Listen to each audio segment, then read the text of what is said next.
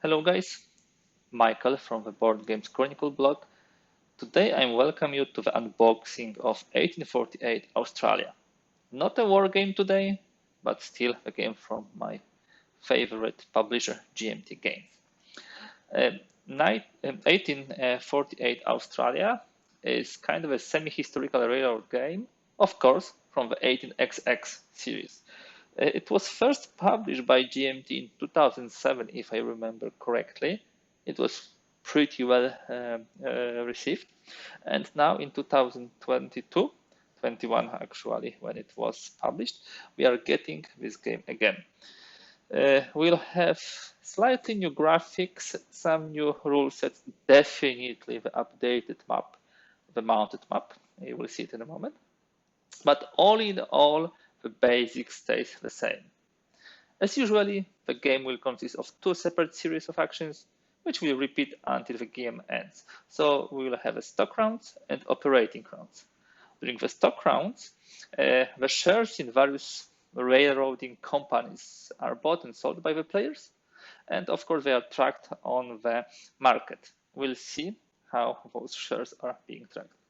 During the operational rounds, the players who are directors of those railroading companies will actually build the tracks, place the stations on the map, may actually buy new trains, because the technological progress will continue. They will be earning the money for running from those trains, and they can do two things with this. They can either pay dividends or retain the in the company for future expenses. Usually in 18XX, the game either ends after predefined number of rounds or when some conditions will be met. Here we'll have some conditions actually. This series has pretty many rules common across all the games. There are a lot of similarities, but there are also some differences. And in 1848 Australia, we also have some new features. First of all, how we will be buying the private companies, the small companies, which will give you some edge when starting, your business as a railroad company. Second, we'll have the Bank of England, and it will be treated in this game as a public company, which extends loans and administers railroads. And also, you can have the shares in them. In Australia, in those years, you have different types of tracks, gauges, if I pronounce it correctly. So it's also taken care in this game. And last but not least, we'll have a gun, a special train which was running through most of Australia. So having said this and doing this introduction, let's see what we have in the box. It's really heavy, sturdy box. Let me just open it. Okay, first of all, of course, we have a rule book. It's not overly long. If you look, it's like 14 pages max of a text, and a lot of this is pretty similar to what you can find in most of other 18XX titles. Yeah, for example, description of railroad companies, a little more about Bank of England, what you do in your turns, what trains you have, and so on. Here we have a manifest of all the tracks. Okay, move further. Then we have the actual companies. Yeah, railroad companies. Here's Queensland, Commonwealth, Federal Territory Railway. Each of those has some special limitations, like for example, number of stations and the cost of them, and also where they start the game, what's their home city.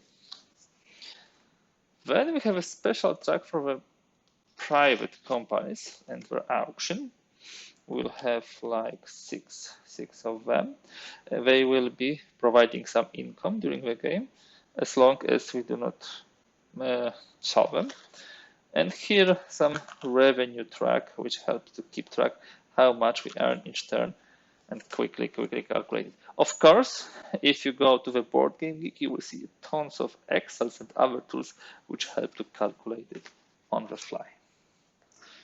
Then you have Bank of England. Yeah, here you can see that we have one end of game triggers. Yeah, the loan value. Then we have some tokens. Let me open it. Those will be for the companies, yeah, for stations. This will be loans from the Bank of England, that's for sure.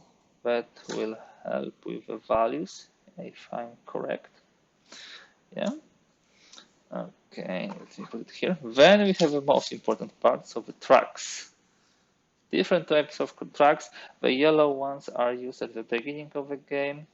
Then you go to the green ones, the brown ones, and the gray ones. Yeah. So we have a lot of them. Let me just put it here.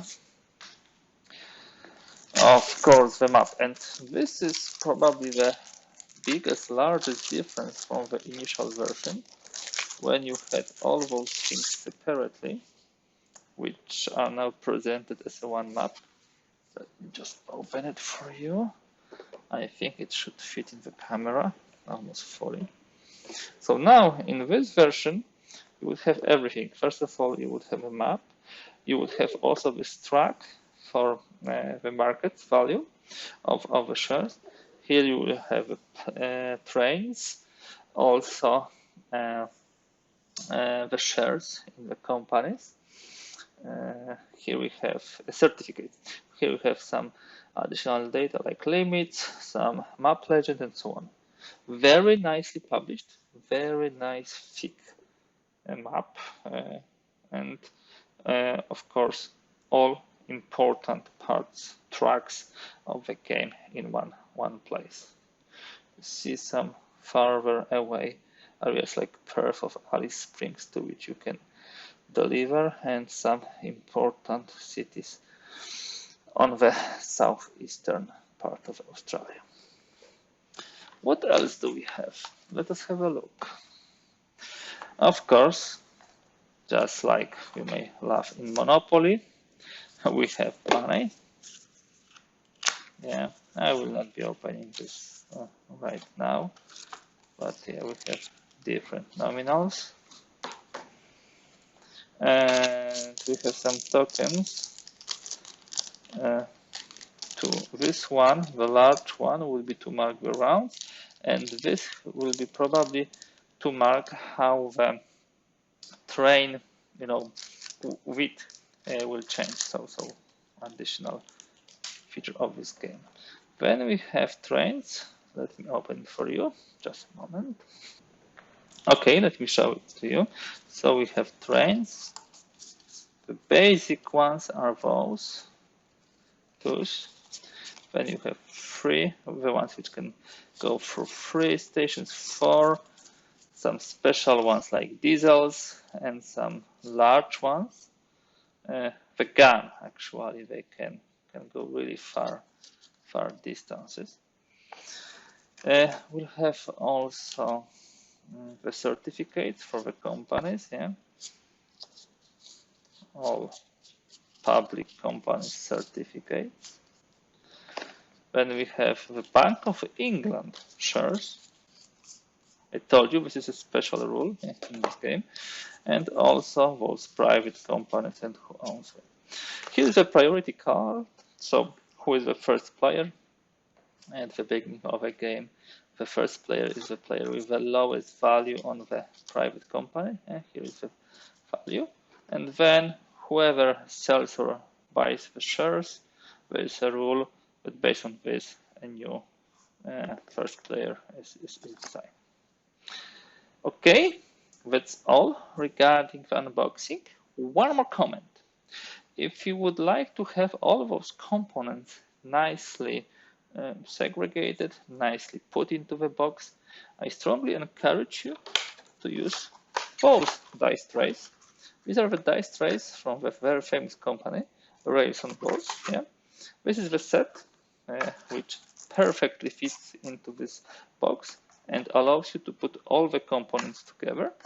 You can go to their webpage. We'll post the link under this and get such a set. This set will get everything in one place. You would need to wander and be worried about setting up and sorting out all of those, especially train tiles at the beginning of a game. You can keep it nicely and tightly in one place. So really strongly recommended. Okay guys, that will be all for today. I'm just starting my 18xx journey. I played 2 smaller games previously on Tabletop Simulator, but this is my first game, first physical copy. I received it thanks to the GMT generosity, for which I'm very thankful. And you can count on me creating more content, not only this, let's say, unboxing movie, but then also examples of play, maybe some strategies, maybe some session reports, so on and so forth. For today, I would like to thank you very much, and I will keep you posted.